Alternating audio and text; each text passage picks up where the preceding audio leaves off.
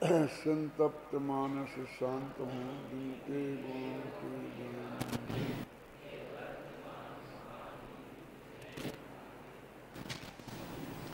समय साध परमागम की 49वीं गाथा चल रही है, जिसमें ये कहा गया है कि आत्मा अरस है, अरूप है, अगंध है, स्पर्श है, अव्यक्त है, अनिर्दिष्ट संस्थान है और चेतना गुण से समृद्ध है। ऐसे इस भगवान आत्मा की चर्चा चल रही है। अभी तक अरस, अरूप, अगंध और स्पर्श इनकी व्याख्या हुई और अनिर्दिष्ट संस्थान की हुई। अब अव्यक्त नामक बोल की चर्चा अपने यहाँ चल रही है, जिसके भी 6 अर्थ यहाँ पर किए गए हैं। इसमें 2 अर्थ कल स्पष्ट कर दिए थे। विद्य 2 अर्थ कौन कौन से थे? 6 द्रव्य रूप यह लोक व्यक्त है और यह भगवान आत्मा उनसे भिन्न है, इसलिए अव्यक्त है। यद्यपि सर्वद्रव्य रूप लोक में अपना आत्मा भी आ जाता है क्या, फिर भी उस सर्वद्रव्यों के समूह के रूप में आया ना। और वो व्यक्त है माने ज्ञानियों के ज्ञान में जाना जाता है, केवल ज्ञान में जाना जाता है। और अज्ञानी भी थोड़ा कम ज़्यादा जानते हो, लेकिन जानते तो हैं। उस भगवान आत्मा को उनसे भिन्न बताने के लिए अव्यक्त कहा। अव्यक्त का अर्थ ऐसा नहीं समझना कि वो ज्ञेय नहीं है, कि वो जानने में नहीं आता है। खल में वो ज्ञेय भी है, जानने में भी आता है, लेकिन वो सारे पर पदार्थ मात्र ज्ञेय हैं इसके लिए। अरहंत भगवान भी, और ये अपने अपने लिए ज्ञेय भी है और ज्ञायक भी है। इसलिए इसमें ज्ञेय भावों से भिन्नता को अव्यक्त कहा। और अगले भाव में लिखा ना, ये आपकी कसाय चक्र रूप भावक भाव व्यक्त हैं और जीव उनसे उससे भिन्न है, अतः अव्यक्त है ना। अब जो तीसरा बोल है, ये बहुत ही चर्चा का विषय रहा है अध्यात्म जगत में,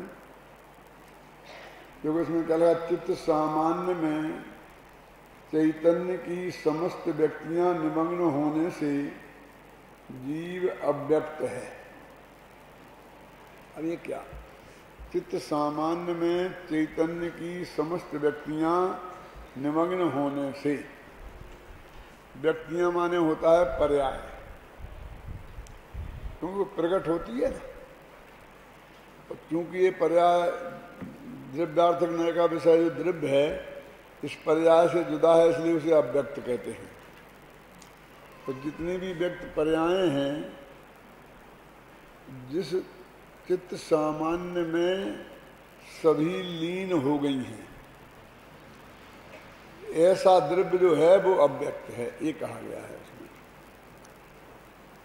सोनगढ़ में एक चर्चा का विषय रहता है आज भी मुमुक्षुओं में, कि दृष्टि का विषय भूत भगवान जो आत्मा है, उसमें पर्याय शामिल हैं कि शामिल नहीं हैं। और ज़्यादातर यही रहता कि वो पर्यायों से भी पार है, पर्याय उसमें शामिल नहीं है। क्या, क्योंकि इस छंद में वह बात विशेष रूप से कही गई है क्या, कि वे सारी व्यक्तियां जो पर्याय हैं, वो जिस द्रव्य में शामिल है वो द्रव्य अव्यक्त है। तो हर जगह तो पर्यायों को हटाते हैं और इसमें शामिल लिखी, इसलिए झगड़ा का विषय बनता है। इस तीसरे बोल के संदर्भ में तो मेरे साथ एक घटना घटी थी। जब भी ये प्रकरण आता है तो वो घटना सुनाए बिना मैं नहीं रह सकता हूँ। जब अंत समय में जब गुरुदेव श्री का 1 बरस रह गया था, समझ लो उनके स्वर्गवास के पहले, तो जो क्लास राम जी भाई लेते थे, अब उनके मुंह में दांत मांत कुछ नहीं रहे थे, बहुत बड़ी उम्र के हो गए थे, और वो क्लास में गुरुदेव भी बैठते थे, तो वो क्लास उनसे अब नहीं ली जाती थी। तो पहले साल तो वो लालचंद भाई को दी गई थी, लेकिन वो असफल हो गए, तो दूसरी साल मुझे वो क्लास दी गई। और जो गुरुदेव श्री भी आद्योपांत बैठते थे, और उसी हॉल में वो क्लास होती थी जहाँ गुरुदेव प्रवचन करते थे। अपने प्रवचन की गद्दी पर बैठे रहते थे वो, और वहीं बगल में ही एक छोटी सी चौकी लगाकर उस पर गद्दी लग करके क्लास लेते थे। उस क्लास में एक प्रकरण ये आया कि जिसमें मैंने ये कहा कि निर्विशेषो ही सामान्यम भवेत खर्वसान्मत। पूरा छंद ऐसा है कि सामान्य शास्त्र तो नूनम विशेषो बलवान भवेत, निर्विशेषो ही सामान्यम भवेत खर्वसान्मत। न्याय शास्त्र का छंद है, और इसका अर्थ ये है कि सामान्य विशेषों से रहित सामान्य गधे के सीन समान है। ऊपर की पंक्ति क्या है, अभी बोली थी ना, सामान्य शास्त्र तो नूनम विशेषो बलवान भवेत। सामान्य कथन से विशेष कथन बलवान होता है। अब इसका अर्थ क्या है कि सामान्य कथन माने तत्वा सूत्र में सामान्य कथन है, और फिर सर्वार सिद्धि और राजवार्तिक में विशेष कथन है। यदि उसमें मतभेद खड़ा हो जाए, माने दोनों का अलग अलग अर्थ हो, तो झगड़ा खड़ा हो जाएगा। जैसे कि एक सूत्र है, पीत पद्म शुक्ल लेस्या द्विती से शेषु। इसका अर्थ है कि 2 युगलों में पीत लेस्या होती है, माने शुरू के 4 स्वर्गों में। फिर 3 युगलों में पद्म लेस्या होती है, माने 5 में, 6 में, 7 में, 8 में, 9 में, 10 में। और अंत के 4 स्वर्गों में शुक्ल लेस्या होती है। ये तत्वा सूत्र के सूत्र का सीधा सच्चा अर्थ है। जब सर्वार सिद्धि राजवार्तिक में इसका अर्थ किया गया, तो उन्होंने ऐसा किया कि पहले और दूसरे स्वर्ग में पीत लेस्या होती है, और तीसरे और चौथे में पीत और पद्म मिला के होती है। तो वहां शिष्य ने प्रश्न किया कि सूत्र में तो ऐसा है नहीं, और आप अपनी तरफ से क्यों कर रहे हो यार? सुनने का अन्य शास्त्रों में ऐसा है कि अन्य शास्त्र की थोड़ी सूत्र जी की टीका हो रही है कि वो सामान्य कथन है और हम विशेष कथन कर रहे हो। तो उन्होंने कहा तुम विशेष क्यों कर रहे हो? क्योंकि हम टीका लिख रहे हैं, उन्हें सूत्र लिखना था। उन्होंने संक्षेप में बात कह दी, है ना। जैसे अपन बोलते हैं ना कि 2000 सागर के लिए ये 38 पर्याय में आता है, आता कि नहीं बोलते, कि नहीं बोलते। और फिर शास्त्र में गहराई में जाएंगे 2000 सागर से कुछ अधिक। अब हम कुछ अधिक बोलते ही नहीं है, तो हम झूठ बोल रहे हैं। इसे बोलते सामान्य कथन, और विशेष कथन में कुछ अधिक भी लगाएंगे तो दोनों कथन में मतभेद नहीं कहलाता है। ख्याल में है ना। ऐसा नहीं कि वो जिसने सामान्य कथन किया था वो झूठा है, जिसने विशेष किया वो झूठा है। तो अब दोनों में से बिल्कुल एक्यूरेट सही किसे माने? क्यों?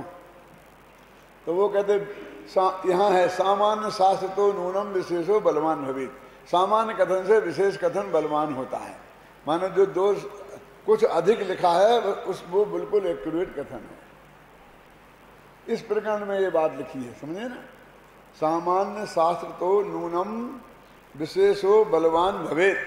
सामान्य शास्त्र से विशेष शास्त्र बलवान होता है। और क्योंकि निर्विशेषो ही सामान्यम भवेत खर्वसान्मत। यदि विशेषों से रह जो सामान्य है वो तो गधे के सिंह के समान है। कैसे? देखो, ये क्या है? हाथ। दूसरा हाथ, ये छाती, ये माथा, ये पैर, ये सब है ना, और शरीर के सबको मिला के अब इन हाथ पैर और इन सबको हटा दें और फिर शरीर देखें तो गधे के सिंह के समान होगा ना। अब समझ में आ गया ना? अब समझे, निर्विशेष वही सामान्य भवेद खरविषाणवत का अर्थ समझ में आ गया। अब वो ये कहते हैं कि तुम्हें शरीर देखना है तो हाथ और पैर के रूप में मत देखो, उसे अखंड देखो तो शरीर है। खंड करते ही तो वो विशेष हो जाएंगे। सामान्य से शरीर देखना है ना, तो उसे हाथ पैरों में मत बांटो, तब वो दिखेगा। यदि तुमने हाथ पैरों के रूप में देखा तो वैसी स्थिति हो जाएगी कि हाथी कैसा होता है कि खंबे के समान था, तो हाथी का पैर खंबे के समान, तो तुमने हाथी को खंबे के समान कह दिया। जिसमें समस्त विशेष गौण कर दिए जाते हैं उसे बोलते हैं सामान्य, उसमें से हटाए नहीं जाते हैं। जिनवाणी में जब भी विशेष से रह सामान्य की चर्चा है वो गौण करने के अर्थ में है, लेकिन कोई लोग गौण करते ही नहीं हैं, तो उनको गौण कराने के लिए अभाव की भाषा में भी बात करते हैं कि है ही नहीं, है ही नहीं। आप समझ गए ना? वो है तो गौण ही रूप से, लेकिन है ही नहीं भी कहते हैं तो और भ्रम खड़ा हो जाता है। जब मैं ये अर्थ कर रहा था तो कुछ लोगों ने जाकर गुरुदेव श्री के कान भरे और ये कहा कि देखो पंडित जी, ये कह रहे कि त्रिकाली ध्रुव जो दृष्टि का विषय है उसमें भी पर्याय शामिल हैं, क्योंकि पर्यायों के बिना ध्रुव तो गधे के सींग के समान है। समझ में आया कि नहीं? ये गुरुदेव के कान भरे। तो मैं क्लास लेके उठा तो गुरुदेव अपने कमरे में पहुंचे तो उन्होंने किसी से कहा कि पंडित जी को यहां बुलाओ। वहां क्या था कि जब भी कोई विद्वान को विशेष सम्मान मिलता था तो वहां की जो विशिष्ट लोग थे जिनका कब्जा था सोनगढ़ पे, वे उसके विरोध में सक्रिय हो जाते थे, क्योंकि इसकी ज्यादा इज्जत बढ़ गई तो फिर ये हमारी नहीं सुनेगा, हमारा गुलाम नहीं रहेगा। तो लालू भाई को साथ भी ऐसा ही हुआ था कि उनके विरुद्ध कान भर भर के गुरुदेव के जो कोई गलती शलती जो भी निकल गई होगी, और गुरुदेव ने एक आध दो कमेंट्स उनके विरुद्ध कर दिए कि भाई ये तुम्हारी बात सही नहीं थी, तो वो बस खुश हो गए सब, और दूसरे साल बेचारों की क्लास छूट गई। तो मुझे सारी स्थिति का पता था।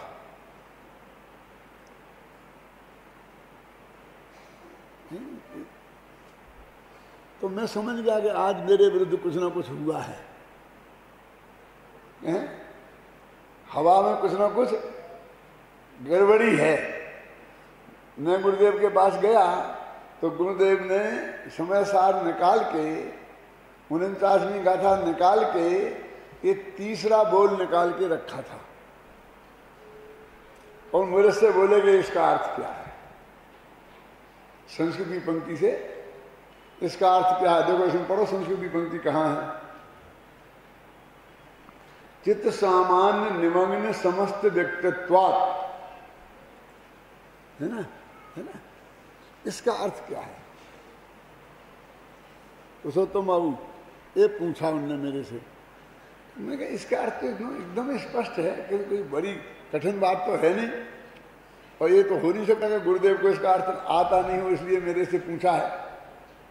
क्यों? फिर भी मैंने कहा भी कोई तत्काल जवाब देना अच्छा नहीं है क्या।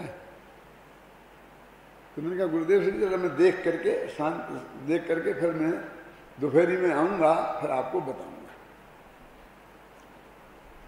ऐसा मैंने कह के और मैं चला आया।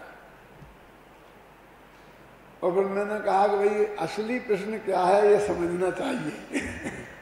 फिर मैंने वातावरण में देखा, बातचीत करके समझ लिया कि ये जो निर्विशेष ही सामान्य वाली बात है, और इसमें ये लिखा है कि जिसमें सारी लिखा ना, चित्त सामान्य में चैतन्य की समस्त व्यक्तियां निमग्न हैं।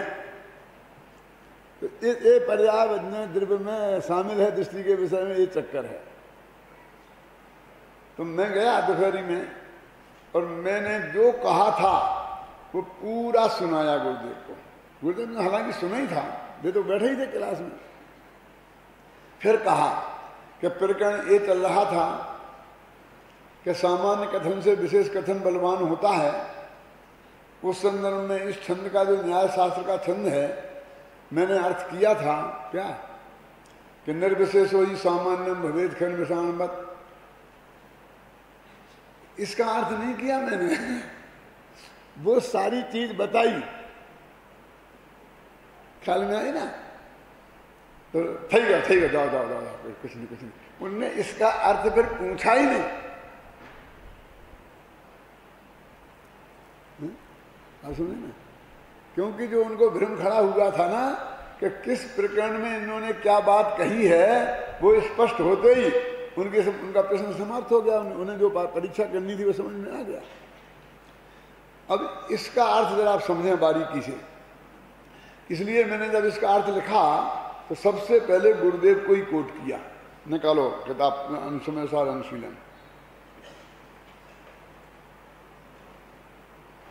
क्यों कि जो मैं कहना चाहता हूं वो गुरुदेव ने ही कहा है। जब तक ये बात मैं सिद्ध नहीं करूंगा तब तक फिर बहुतों के पंख लगेंगे। क्यों कि जितने लोग उस वक्त विरोधी थे ना, उससे कम अभी नहीं है। क्या देखो पढ़ो। चित्त सामान्य में चैतन्य की समस्त पर्यायें निमग्न हैं। अव्यक्त के तीसरे अर्थ में के संदर्भ में स्वामी जी के विचार दृष्टव्य हैं, जो इस प्रकार हैं। शुरू में उनके ही विचार रखे। चित्त सामान्य में चैतन्य की समस्त पर्यायें निमग्न हैं। कितना साफ लिखा है, बोलो पुरुषोत्तम बाबू, देखो अच्छी तरह से जरा। जो पर्यायें भविष्य में होने वाली हैं और जो पर्यायें भूतकाल में हो गई हैं, वे सभी पर्यायें चैतन्य सामान्य में अंतर्लीन हैं। ठीक है। वर्तमान पर्याय चैतन्य में लीन नहीं है। यदि वर्तमान पर्याय भी उसमें निमग्न हो तो जानने का काम कौन करेगा? वर्तमान पर्याय के अलावा भूत भविष्य की समस्त पर्यायें चैतन्य में अंतर्लीन हैं। इसलिए गाथा में जान शब्द का प्रयोग किया गया है। गाथा जान अनिर्दिष्ट क्या है? अरसमरूप मगंदम अव्यक्तम चेतना गुण मसद्दम जान अलंज्ञ।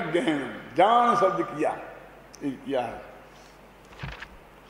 तात्पर्य यह है कि जानने वाली वर्तमान पर्याय तो चित्त सामान्य से बाहर ही रही और इसी वर्तमान व्यक्त पर्याय में अव्यक्त ज्ञायक वस्तु को जान, ऐसा आचार्य कह रहे हैं। ऐसा आचार्य देव कहते हैं।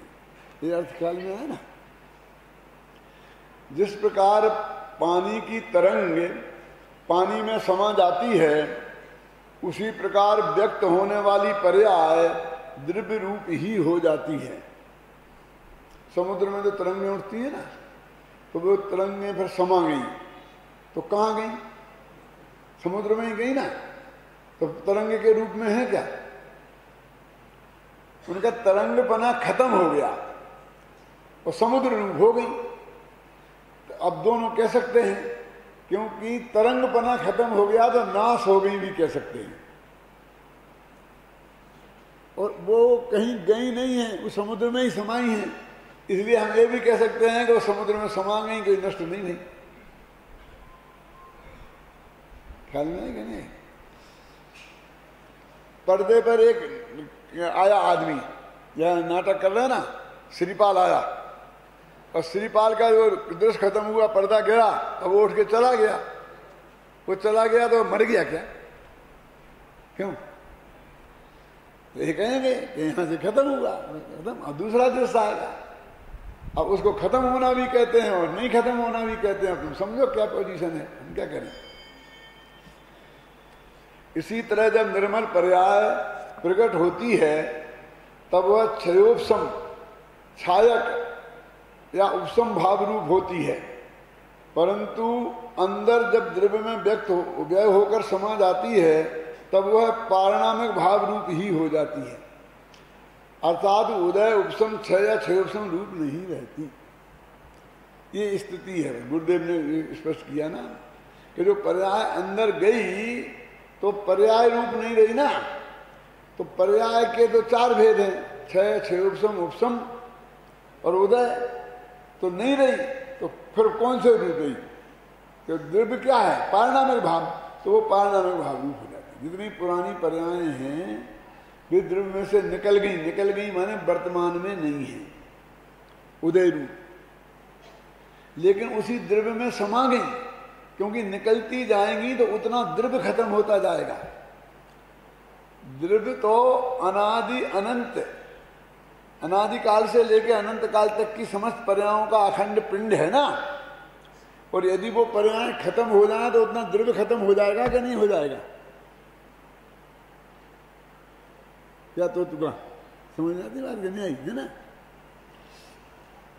अब इसमें सारे प्रश्न खड़े करते हैं जो लोग उठाते हैं वो सब। स्वामी जी ने स्पष्टीकरण तो बहुत अच्छा किया है, परंतु शिष्य का प्रश्न है। आचार्य अमृतचंद ने तो लिखा है कि चित्त सामान्य में चैतन्य की समस्त व्यक्तियां निमग्न होने से जीव अव्यक्त है, और स्वामी जी ने भूत भविष्य की पर्यायों को तो निमग्न माना, परंतु वर्तमान व्यक्त पर्याय को अलग रख लिया। ऐसा क्यों किया? समझ में आया ना प्रश्न? उनने तो ऐसा भेद नहीं किया। समस्त पर्याय लिखी ना, समस्त, तो समस्त मान तीनों होती हैं, भूत वर्तमान भविष्य की, और इन्होंने वर्तमान की बचा ली। अब इतने साफ है कि वे अंतर निमग्न हैं, तो वर्तमान की पर्याय निमग्न है ही नहीं, तो निमग्न पर्यायों को ही तो शामिल किया है ना। ख्याल में है ना? देखो उत्तर, अव्यक्त विशेषण में व्यक्त पर्याय को कैसे शामिल किया जा सकता है? तो जो अव्यक्त हो गई पर्याय उनको तो शामिल किया। अब वर्तमान की पर्याय तो व्यक्त है और विशेषण ही अव्यक्त है, उसे शामिल कर लें तो वो अव्यक्त कैसे रहेगा? ख्याल में है ना? भूत व भविष्य की पर्याय भी पर्याय रूप में शामिल नहीं की गई हैं। देखो उन्होंने पर्याय, इतनी पर्याय तो शामिल हो गई हैं, फिर पर्याय से रहित द्रव्य कहते हो। क्योंकि दृष्टि के विषयभूत त्रिकाली ध्रुव आत्मा में छायक, क्षयोपशमिक, औपशमिक और औजक भावों को तो शामिल किया ही नहीं जा सकता। आत्मा को जानने वाली वर्तमान पर्याय क्षयोपशम भाव रूप है, अतः उसे दृष्टि के विषयभूत भगवान आत्मा में शामिल करने का प्रश्न ही उपस्थित नहीं होता। तो उनको कहाँ शामिल किया? वो तो पारिणामिक भाव रूप से परिणमित हो गई, वो छायक भाव रूप से नहीं है, वहां तो उदय भाव रूप से नहीं है। तीन कालों में भूत भविष्य की पर्यायें तो पारिणामिक भाव रूप से शामिल हो गई और वर्तमान पर्याय अलग रह गई। फिर आत्मा त्रिकाली कैसे रहा? दुकाली रहा। आप समझ में आए ना? दो काल हमेशा में त्रिकाली कैसे रहा? आप जानते हैं पंजाबियों में दो दल हैं, एक दल का नाम है अकाली दल और दूसरे का नाम है निरहंकारी। सुना ना? नाम सुने कभी? ये जो पगड़ी बांधते हैं ना, जो नीली पगड़ी बांधते हैं वे निरहंकारी हैं, और नीली पगड़ी से अलग तरह की जो पगड़ी बांधते हैं वो अकाली है। जैसे अपने दिगंबर से ताम्र का भेद है ना, ऐसा पंजाबियों में, सिखों में भी दो भेद हैं। एक का नाम है अकाली दल, अकाली, और दूसरे का नाम है निरहंकारी। और बाहर किसे भी उनने पहचान अलग बनाई, पगड़ी अपने अलग कलर की रखी, कपड़े भी उनके अलग कलर के हैं। वो पगड़ी के ही कलर के सारे कपड़े उनके साधु संत पहनते हैं। निरंकारी संत होते हैं ना, वो वैसा ही पहनते हैं।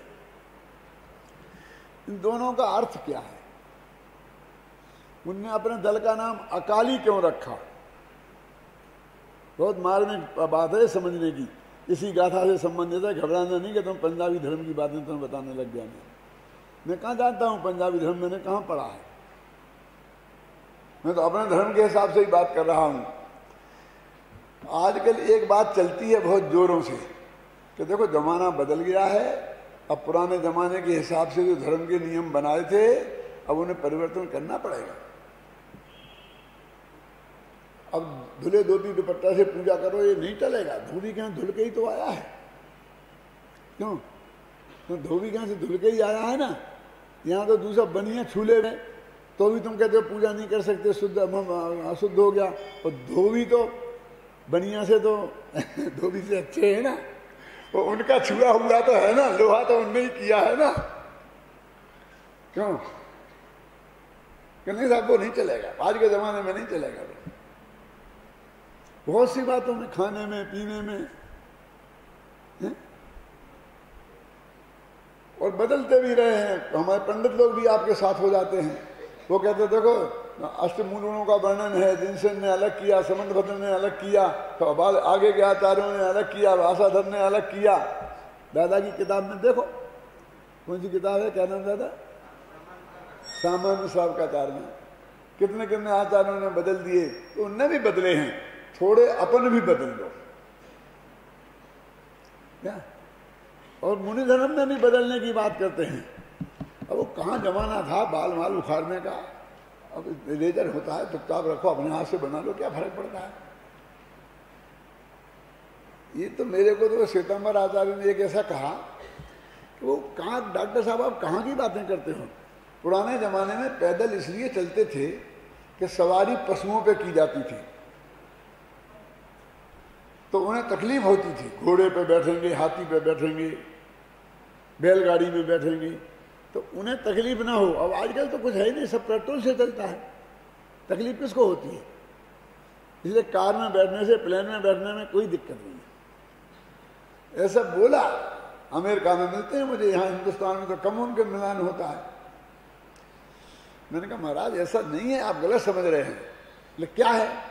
मैंने कहा वो सवारी पे इसलिए नहीं बैठते थे कि घोड़े को तकलीफ होगी।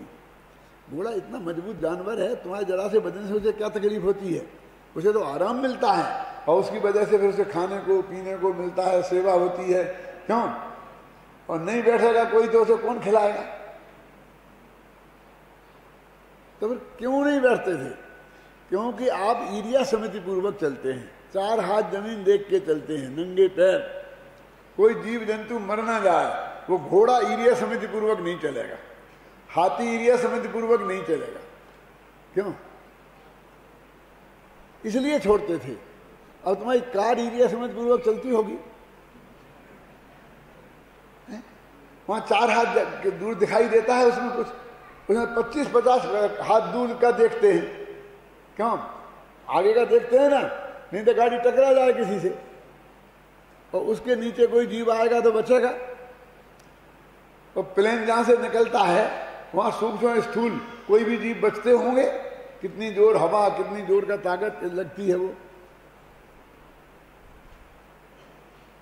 तो वो जो अकाली दल वाले ये कहते हैं कि धर्म उसे कहते हैं जिस पर काल का प्रभाव नहीं होता, माने काल की वजह से जिसे बदला नहीं जा सकता, उसका नाम है धर्म। समझ गए ना? अकाली दल का मतलब समझे ना?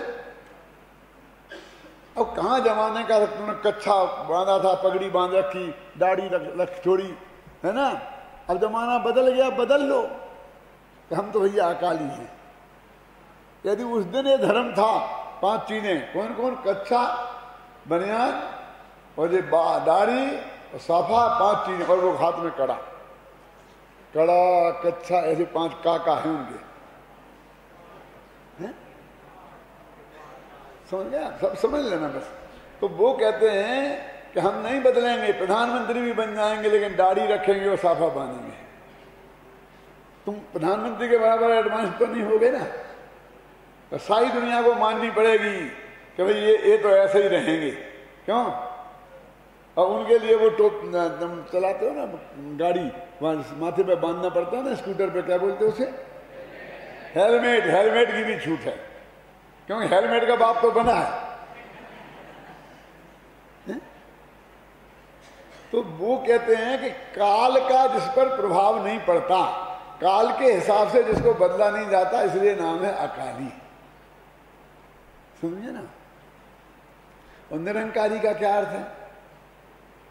अपन कहते हैं ना पर पदार्थों में अहम बुद्धि, अहम बुद्धि को क्या बोलते हैं? अहंकार बोलते हैं ना, अहंकार ममकार। तो कहते हैं कि पर्यायगत योग्यता के कारण घमंड करना, उसमें अहम करना, ये अच्छा नहीं है। अपन तो भगवान के अंश हैं, परम पिता तो परमात्मा तो वो है, हम उसके सामने क्या है? हम तो तुच्छ हैं। कौन सा? राम सो बड़ो है कौन, और मोसो कौन छोटो, और राम सो खरो है कौन, मोसो कौन खोटो। तुलसीदास जी का ये दोहा है। वो कहते हैं दीन भाव की भक्ति, भक्ति का उत्कृष्ट रूप क्या है? कि हम सबसे छोटे दिखें और भगवान सबसे बड़ा दिखे। भगवान से बड़ा दुनिया में कोई नहीं दिखे और अपने से छोटा कोई नहीं दिखे, बस वो। इसलिए वो दीन भाव की भक्ति बोलते हैं उसे। और सूरदास की भक्ति है सखा भाव की भक्ति। तो भगवान तो हमारे दोस्त हैं, इसलिए वे डांट फटकार भी देते हैं, कभी कभी रूठ भी जाते हैं भगवान से, दो चार खरी खोटी भी सुना देते हैं भक्ति भक्ति में। तुलसीदास के बस की ये नहीं है, वे तो हाथ ही जोड़ के खड़े रहेंगे।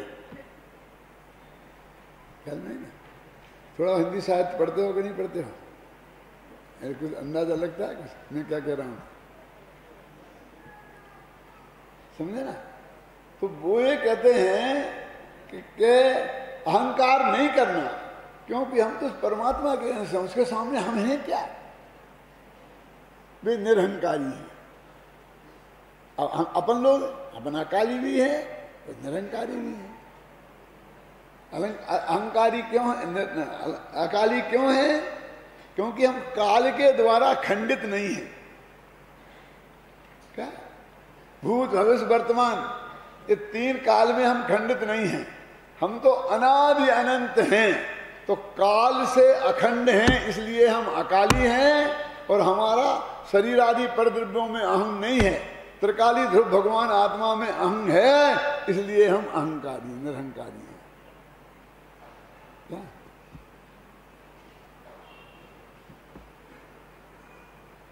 नहीं, मेरे कहने का अर्थ है कि उन लोगों के यहाँ भी इन शब्दों का प्रयोग कोई साधारण तरीके से नहीं है। जब इनके प्रयोग किए होंगे शुरू में किसी संत ने, तो बहुत गहराई से प्रयोग करके किए होंगे। मैंने तो अपनी तरफ से उसका सोच समझ के अर्थ निकाला है। अब किसी अहंकारी और निरहंकारी से पूछो तो पता चलेगा कि वे क्या अर्थ निकालते हैं, क्योंकि मैं तो किसी अहंकारी और अकाली का प्रवचन सुना नहीं है। लेकिन आपकी समझ में आएगी नहीं? तो कहते काल से खंडित हो गया। क्या? क्योंकि वर्तमान पर्याय अलग रह गई, भूत की अलग और भविष्य की अलग, और वर्तमान की पर्याय तो भूत भविष्य को जोड़ती है। तो आत्मा के दो टुकड़े तो हो ही गए ना। कौन कौन से समझ गए ना? क्योंकि तुमने वर्तमान पर्याय अलग निकाल ली। पढ़ते हैं देखो, तीन कालों में भूत भविष्य की पर्याय तो पाणव भाव रूप से शामिल हो गई, और वर्तमान पर्याय अलग रह गई। तो त्रिकाली कैसे रहा? समझ गए ना? दुकाली हो गया। और अकाली कैसे रहा? क्योंकि खंडित हो गया, दो टुकड़ों में बट गया है? अरे भाई, पारणिक भाव पर्याय रूप नहीं है, द्रव्य रूप है। अतः वह सदा त्रिकाली ही होता है, क्योंकि वो भूत भविष्य की पर्यायें पारणिक भाव रूप से शामिल हुई हैं। समझ में आया ना? समझ में क्या? और वर्तमान की पर्याय पारणिक भाव हो नहीं सकती, इसलिए शामिल नहीं हुई। हम क्या करें? और पारणिक भाव त्रिकाली होती है, तो वो शामिल हो गया, तो वो तो अंदर तो त्रिकाली पड़ा ही हुआ है। ख्याल में है ना? देखो, हरियाणा के मुख्यमंत्री थे पहले भजन लाल, उनका एक बेटा था, क्या नाम था उसका, चंद्रमोहन, नाम सुना कि नहीं सुना? और वो भी उप मुख्यमंत्री था हरियाणा का। एक मुसलमान लड़की थी, वो थी IAS ऑफिसर, कलेक्टर वलेक्टर रही होगी जो कुछ भी, उससे उसका लव हो गया, प्रेम हो गया। सच्ची कहानी है, मैं तो उदाहरण के लिए बताता हूं। तो उसने कहा कि अभी उसकी तो शादीशुदा था, बाल बच्चे वाला था, तो हिंदुओं में रह करके तो 2 शादी कर नहीं सकते हैं, पुरानी को तलाक देना पड़े। तलाक देने के चक्कर में वो पढ़ना नहीं चाहता था, तो उसने क्या किया, अपना नाम बदल दिया चांद मोहम्मद, चंद्रमोहन से क्या रख दिया, और उस लड़की से शादी कर ली, चांद मोहम्मद बन गए। इस वजह से उन्हें हरियाणा का उप मुख्यमंत्री पद भी छोड़ना पड़ा। और कितनी कितनी दुर्दशा भई, वो सब जिन लोगों ने टीवी देखते हो कभी कदाचित देखी होगी, उनकी बहुत दुर्दशा हुई। अब फिर बाद में बदल गए कि नहीं मैं तो चंद्रमोहन ही हूं, मैंने नहीं बदला। तो उसने बहुत हल्ला गुल्ला किया। क्यों? फिर जब ज्यादा तकलीफ खड़ी हुई तो फिर चांद मोहम्मद बन गए। 2-4 दफा ऐसी हुई तो बहुत दुर्दशा दोनों तरफ से हुई। अब मुसलमानों के नेताओं ने भी कहा कि इसने धोखा दिया है हमारे मुस्लिम धर्म को, इसलिए हम मुसलमान मानने को तैयार नहीं है। हिंदू नहीं मानने को तैयार है क्योंकि मुसलमान बन गया, मुसलमान मानने को तैयार नहीं है क्योंकि ये पलटा पलटी बहुत करता है। अपने विषय कसाय के पोषण के लिए मुसलमान बना है, धर्म के लिए तो मुसलमान बना नहीं। अब मैं आपसे ये कहना चाहता हूं क्या कि वो जो मुसलमान बना तो हिंदू था ना, तो हिंदू मुसलमान में शामिल हुआ है कि मुसलमान में शामिल हुआ है? मेरा प्रश्न समझना, मैं क्या कहना चाहता हूं, इस गाथा से क्या संबंध है उसका? समय हो गया, देखो अब समझ में आया ना, मैं कहता हूं कि फिर सुनना। क्यों? मुसलमानों ने तब अपने में शामिल किया जब वो चांद मोहम्मद हो गया।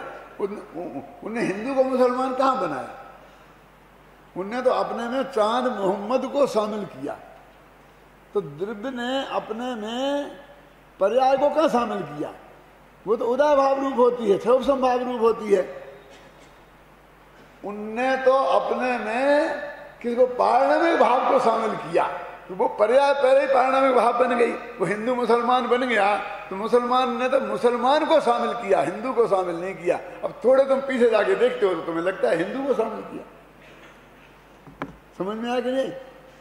मैंने उस लड़की से शादी किसने की? चंद्रमोहन ने, कि चांद मोहम्मद ने? पहले धर्म बदला तो बाद में शादी की। समझ में आई ना आपकी? में तो क्या हमने क्या किया? हम तो कुछ नहीं किया। समझ में आया नहीं? तो वो कहते हैं वो पर्याय पारणमिक भाव रूप हुई तब त्रिकाली में शामिल हुई, उसके बिना शामिल नहीं हुई।